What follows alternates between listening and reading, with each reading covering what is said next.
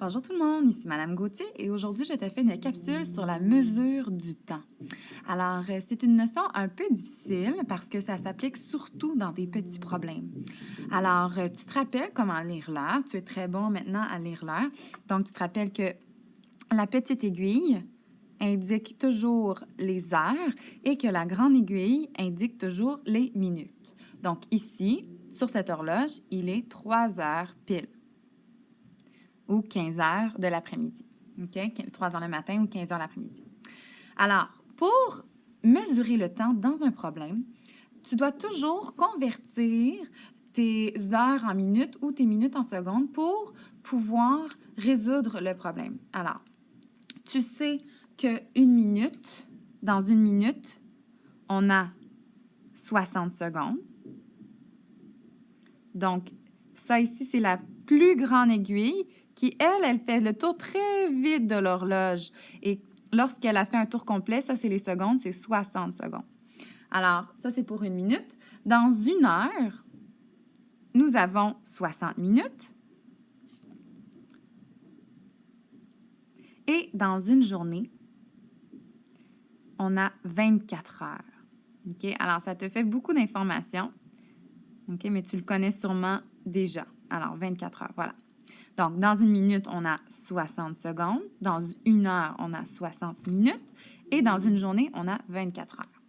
Maintenant, je t'ai fait un petit problème et je vais le résoudre avec toi pour te montrer un peu comment faire. Alors, je le lis. Si un tour de manège prend 10 minutes, combien de tours de manège peux-tu faire en une heure? Alors, là, je l'ai lu. Je vais le relire une autre fois, comme on a appris dans nos résolutions de problèmes. Alors, si un tour de manège prend 10 minutes, combien de tours de manège peux-tu faire en une heure? Alors, comme je l'ai appris, je vais aller surligner mes informations importantes. Ici, je vais le surligner car je n'ai pas de surligneur.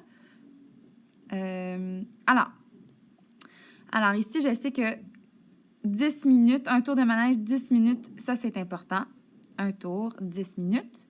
Et ensuite, je vais encercler ma question. Combien de tours de manège est-ce que je peux faire en une heure? OK? Maintenant, je suis prête à résoudre mon problème. Donc, un tour, ça me donne 10 minutes. Et je suis là pour une heure. OK?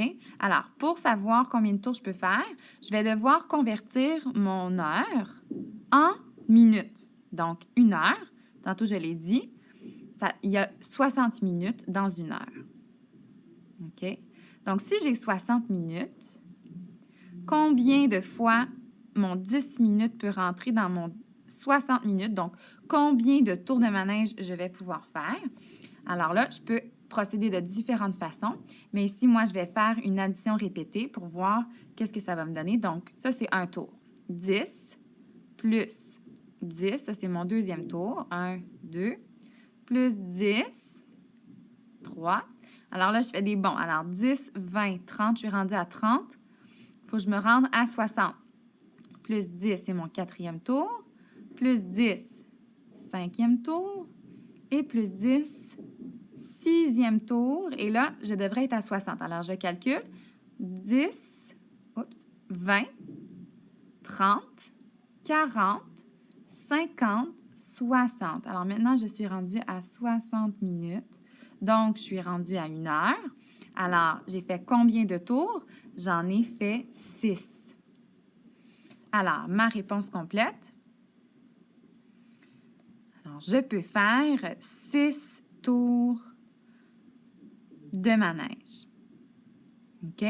Donc, il faut toujours que tu te rappelles de bien convertir tes heures en minutes ou tes minutes en secondes selon le problème. Alors voilà, j'espère que ça t'a aidé. Bonne journée. Bye!